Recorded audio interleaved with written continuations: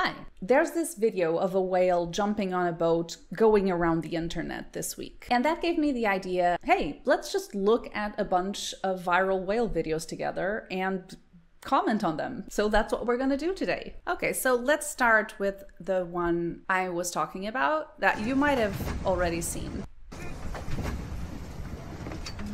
And in the water we go. Okay, that was a short one. Okay. This guy is like, dude, what? Understandable. The people who fell in the water are fine, and the whale seems to be fine as well. This behavior is actually called breaching. They are incredible jumpers. They can jump up to 4 to 5 meters from the surface, especially considering that they can weigh up to 40 tons. They're heavy animals. And humpback whales breach for a variety of reasons: to communicate, to play, to scare off predators, exercise. But what probably was happening here is that this whale was feeding, because you can see, let's look at it again. When it comes out of the water, there are fish jumping out of her mouth. You saw? Did you see that? They have a very cool hunting strategy where they create these bubble curtains around their prey underwater to kind of trap them. Once they are all neatly trapped inside that bubble net, they swim through the net with their mouths open to collect whatever is in their way. This is one of the ways in which humpback whales feed, and it's very likely that that is what this animal was doing in this case. Also, this whale had been previously seen eating and hunting in this area. She was likely just minding her own business, doing what humpback whales do to feed, and didn't notice the boats, because as you see, they are all kind of just standing there silently with their engines off. She didn't see them and probably didn't hear them either, so she didn't even realize there were boats there. If you're a boat, you should keep your distance from whales. The suggested distance is usually 50 meters, but some say it should be more than that, like around 100 meters, which is double. But we don't really know in this particular case if the boats even knew a whale was there, because they can dive very deep for very long, so it might be that they just didn't even know there was a whale in the area. So probably no one really did anything wrong here. It was just an unlucky situation. But no one got hurt. The people who fell in the water are fine, and the whale was seen hunting not so long after in the same area, which means she was probably not that traumatized. And this was definitely not an aggressive behavior. If the whale really wanted to hurt anyone, the damage would have been much worse than that. The next video we are going to watch is quite old, and I remember watching it and feeling very warm inside. For the next hour, she provided us with an incredible full-surface display. We saw at least 40 breaches, as well as tail lobs, tail slaps, and pectoral fin slaps. Beautiful. We all believed it was at least a show of pure joy, if not thanks. Wow, they are so happy.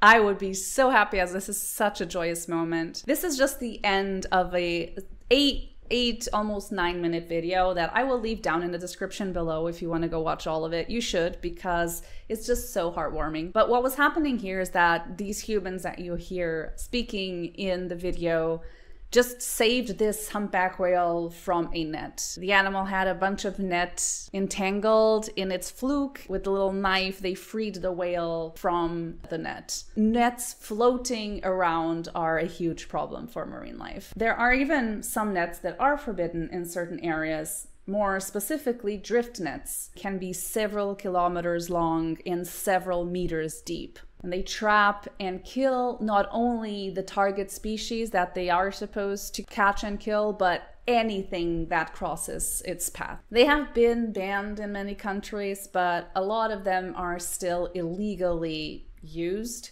And there are also a bunch of ghost nets. Ghost nets are nets that have been abandoned or forgotten in the middle of the ocean. Unfortunately, there are not enough resources available to monitor these kind of things. So yeah, go ahead and watch this one. It will lift your spirits especially after this talk we just had. After they cut the net from the whale's fluke, the whale just kind of displayed this behavior we just saw. Now, they interpreted that as the whale being joyous and maybe grateful. Of course, we don't know, because we don't know what was going on in the whale's mind, unfortunately. There is very strong evidence that suggests that whales can feel empathy, and not only towards members of their own species, but other species as well. It wouldn't be surprising that they could also feel things like gratitude and understand that these humans literally just saved its life. This is possible. However, of course, we don't know. I would like to think that this beautiful humpback is jumping to thank them and because she's just happy. I like to think that. I don't know if this was a female. I don't like calling it. I don't know. It just sounds wrong to me. In Portuguese, we don't have it. We only have feminine and masculine. So every word is gendered, and whales are feminine. So for me, it's just really weird to say it. So I just say she all the time. It's just instinctive.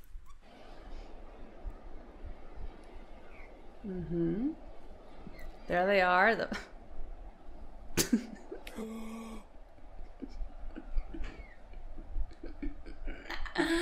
That video always gets me.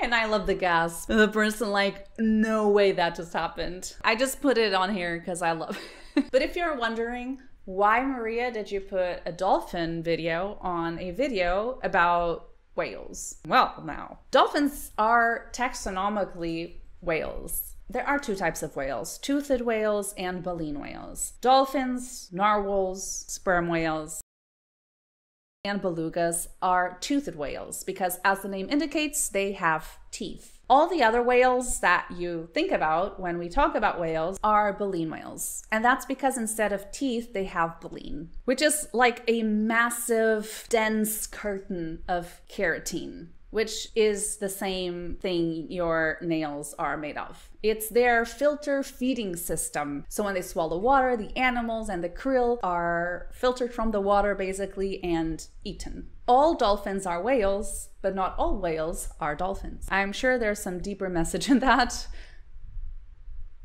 but I don't know what. We don't know why the dolphin did this. We don't know if it was on purpose, if it was an accident, even though it does look, let's look at it again. Oh, let's look at it again. Even though it does look kind of on purpose, because it just jumps out sideways. Whoop. This gasp takes me. I mean, clearly it could have been a playful thing. It could have been a get out of the way, dude, kind of sort of situation. Clearly they didn't want to really harm the human, because if that were the goal, they would have just come back and finished the job. It was definitely not the intent, but whatever this dolphin was thinking. Thank you so much for providing this piece of entertainment. And the guy is fine, by the way. I wouldn't be laughing if the guy weren't fine. You can immediately see that he's like going back on his board. That's all I have to say about this video. The next video we're gonna watch is about a situation that you might have already heard of. Orcas off the coast of Portugal and Spain are physically interacting with boats. It's been happening for some years, but last year was when the story really popped off, and it was mostly because of videos like this. It's hitting now. Yeah, my God. First, you don't see much because all the action is happening underwater.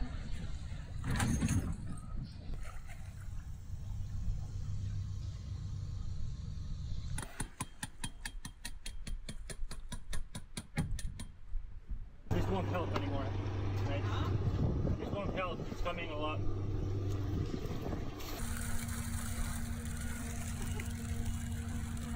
Since apparently around 2020, there's this group of orcas that goes around interacting with these boats in a very specific way. They basically like destroy their rudders, causing some damage to the boat, as we see here. When this became big news last year, I thought about making a video about it, but then things happened and I didn't.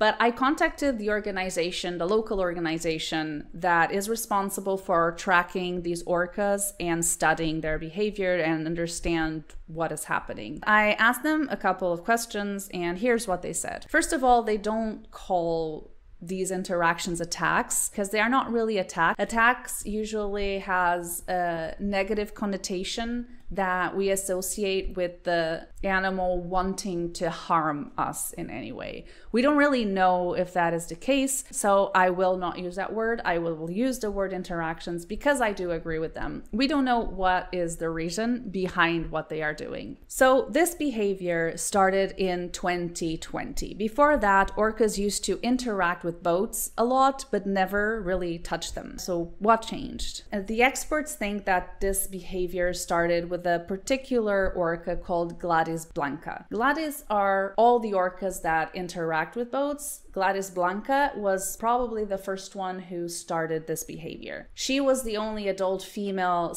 leading these interactions, always surrounded by juveniles. But why would an orca, Gladys blanca or any orca, start this behavior out of nowhere, especially as an adult who had never seen other adults doing it? There are a couple of theories, but it seems that the most plausible one is that the orca had a negative experience with a boat, probably a negative experience with fishing gear. This is a highly fished area, and we know that orcas are very curious and they often go to fishing nets to check what they are. There are some reports in the area of orcas being caught by nets and orcas being injured by nets. So it's not unlikely that Gladys blanca had a negative interaction with one and in a way sort of like, traumatized her. And because nets are often connected to the back of the boat, which is where they usually, chew away some stuff like rudders, it could be that she just doesn't like the back of boats because of that previous experience. Of course, this is not documented. This is just a leading hypothesis they have at the moment. And of course, because orcas are social learners, the orca is likely teaching this behavior to juveniles. For sailors who find themselves in this situation, first stop the boat and turn off the engine. If the reason they are approaching the boat is because they feel like they might be a threat, if you turn off your engine, they might not hear it and might not see it as a threat anymore. So hopefully the more we understand about these orcas and the more data we have, the better we can understand what is driving them, and hopefully we can avoid negative interactions that might harm both the boats and the whales, or the orcas. Check out the GT Orca Iberica website for more information and to keep updates on where you can find these orcas. So this is a video of a dog that befriended a group of dolphins. Oh my god, look. The side hatch, side, under the seat, on your left. Oh my god, that's so Jojo! cute. Oh my god, look! He wants to surf. I think Jojo is the dolphin. He's so close. Oh my god, look. So apparently this is not their first interaction.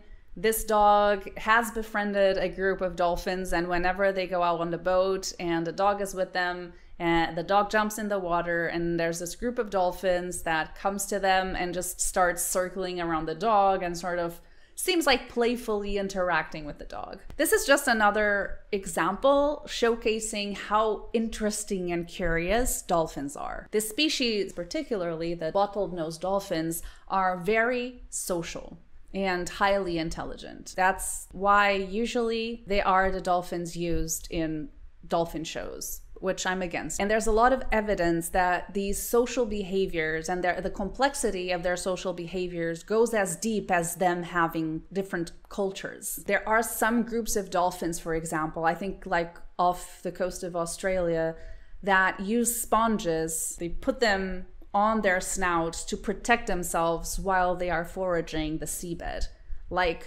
And it's a taught behavior that is passed down through generations. It's not something that all bottlenose dolphins from all over the world do instinctively. It's only this group of dolphins in this geographic region, which indicates the existence of a culture. I find that so fascinating. That's why I love marine mammals. I know I'm not the only one. It's very common to like marine mammals, but how can you not? They are so interesting and beautiful, and I don't know. And they have these highly intricate social behaviors, and are able to navigate complex relationships, not only with our species, not our species, but yeah, also our species, but between members of their own species, but also with others. You see, like here with the dog. Of course, as I said before, it's really difficult to interpret animal behaviors because we tend to humanize everything, because that's our own perspective. And we tend to give these behaviors human emotions and human interpretations, because that's the language we know, that those are the things we know. But it might be that they have some other, dimension of consciousness or different types of understanding of their surroundings that is very difficult for us to interpret. That's why I find animal behavior fascinating, but also kind of sad that we probably will never be able to truly understand what the hell is going on in their heads. So yeah, so this is all I have for you. I was in the mood to watch some nice marine mammal videos and share that with you. So thank you very much for watching. Thank you to all my patrons on Patreon for supporting what I do, and I hope to see you in the next one. Bye.